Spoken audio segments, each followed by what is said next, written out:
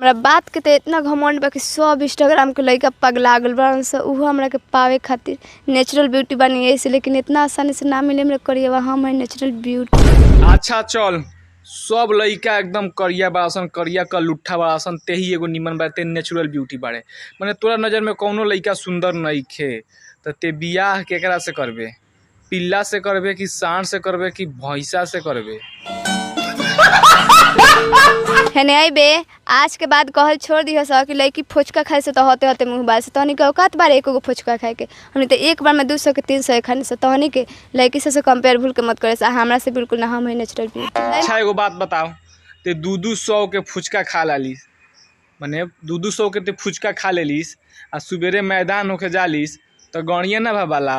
ये अच्छा काहे से फुचकवा के जौन पनिया होला ना बड़ा तीखा रहेला। ओ भाई मारो मुझे, मारो मुझे, मारो नहीं, ये मजाक हो रहा है। एक सेकंड यार, मजाक। घमंड बा कि सब इंस्टाग्राम के लइका पगला गल बाड़न स। उहो हमरा के पावे खातिर नेचुरल ब्यूटी बनी ऐसे, लेकिन इतना आसानी से ना मिले मेरे करिएवा। हम है नेचुरल ब्यूटी। अच्छा, तोरा पर पूरा इंस्टाग्राम के लइका पगला गइल बाड़सन, ना मुंह देखे लायक बा ना गान मारही लायक बा।